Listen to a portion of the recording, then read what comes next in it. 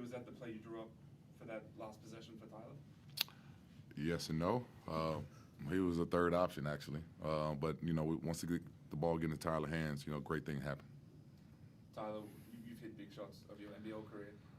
When you got the ball there and you jab stepped and sized up a little bit, do you feel like, yeah, this is my shot, I can get a shot right here? To be completely honest with you, I was really pissed about the play before when I fouled Clark. And during the timeout, I just prayed. I was like, God, please just give me a chance to redeem myself, because that was just such a bonehead play and almost cost us the game. So I'm just thankful that teammates trusted me, give me the ball. And look, man, sometimes they go in, sometimes they don't. Tonight, it just went in. What's it like to get redemption in such a high-stakes moment like that? I think it just shows how hard it is to win a game in this series. Going down 2-0 to a team like this would be very difficult, and we knew that coming in. It was basically a must-win game for us, and man, this is just a hard-fought series, and it's coming down to the last minutes every game. JT, Tyler and Trey, they combined for 16 at the end of the first quarter. That's more than they had in total last game. But I think the shot attempts is what stands out. They were obviously more aggressive. What did you see out there that was different from game one from those two? Tip my hat off to our big guys. They got them. They screened and got them open, so the guys can get into their flow and to find a way to get shots, and also give the big guys on the roll. So that we didn't do that effectively on the first game. So it made it very difficult when Shea and Illy and Dellavedova, everybody's on, T and Trey being very aggressive, and the screens are there and not set. So today our guys set screens, and when they set screens, these guys get open. They can do some things. What was the inspiration behind that two big lineup? Because I don't think we've seen that lineup at all this season. Yeah, when we found out we had Jack White and a couple foul trouble and Rob Lowe, we know our bigs during practice, during the whole season, they play well together, and that was something we wanted to keep up our sleeve, and so it benefited us for a while.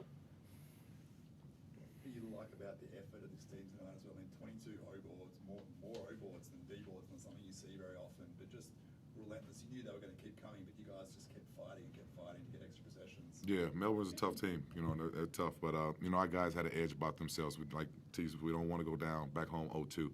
So as you've seen, we had a little better pep in our step. Guys were attentive on the screens, and our guards had ball pressure on Shea and Delly, and we didn't do that the first game.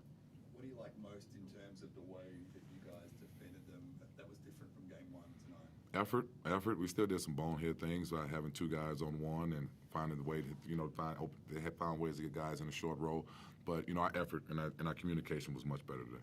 Charlie, you've been around this team for a few years now. You've seen different evolutions of it. And obviously this is possibly the most successful Hawks team you've been on.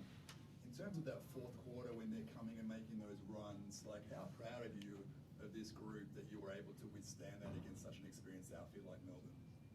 Yeah, I think there's going to be ebbs and flows to the game, and when a team's going on a run at home, they get the crowd behind them. We just try to lock into our sets that we've been running the rest of the year, and we were getting good shots. Some just weren't going in, and I think that's just where you just trust everything that you've been working on throughout the year. That's the fun of it when everybody's engaged in the crowd. The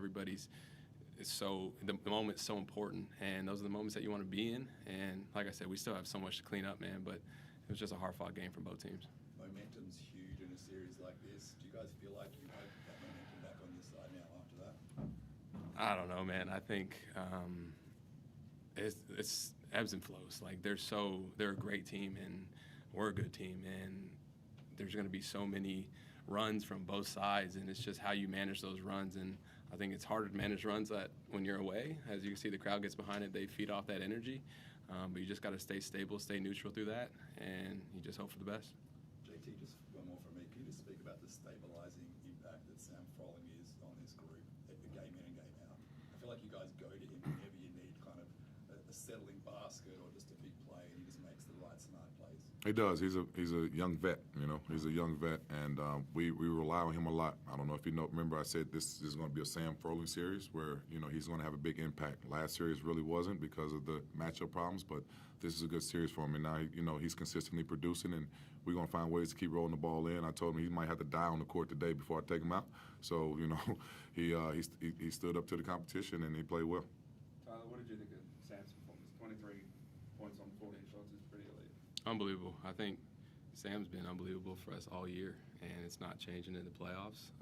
The first series, we didn't really go in a ton, but like JT said, we're going to be going to him. And Sam just does whatever it takes to win the game. And, we've been through this thing 5 years now, and we know how important these moments are and how rare they are, and we really want to cherish those moments. So it's been an honor playing with Sam on the court, and I just know he's a winner. You were on the bench for that Chris shot at the end. How did it look for you? And even when it sort of bounced around, did you feel like that might drop? Yes.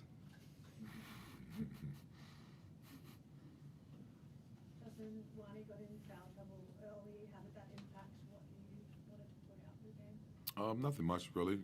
Wani knows that at the end of the day he's going to be aggressive. He might pick up a cheap one here and there, but, DG came in and did really well. Davo did really well. So we have really solid wings. Lee came in and played some good minutes. So, we always love to have Swak on the floor. He's a big key factor to our team. But if he gets in foul trouble, next man up. What is it about Lockie that allows you to play him in a lot of different lineups? It looks like his mobility is like the thing. Yeah, I mean, what do you see out there? yeah, like you said, his mobility, his ability to, be wiry around the basket, make unorthodox layups. He's just always in the right place sometimes when he goes out there. So he's a matchup problem for the other five because he can hedge, and then he can get in the short roll, and then he can make baskets around it. So Lucky's a really good intangible force. Tyler, what are the conversations, I guess you mentioned before, between the group, when United do make those kind of runs and between you guys out on the floor?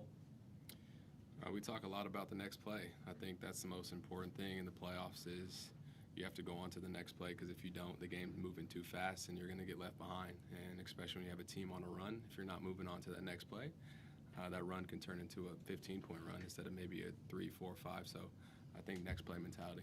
Jack, what was the message coming into this one, I guess, regarding effort and hustle plays? Man, these guys look like they really left nothing in the tank out there tonight. We just need to get on the board. We need to come to the party. We wasn't at the party. We was down. Now we're at the party. So that's all it was. That was the message. Got to get on the board. Now we got invited. So that's it. Did you consider challenging Tyler's foul on Ian at the end? You had 2 fouls in your pocket. No. Nah, I knew he did a bonehead play. I seen it clear-eyed, but He got one earlier, though. I mean, he took all day. He gave up a 3, but it's okay. We'll have this conversation later. Headed back to the gong. We coming home, gong.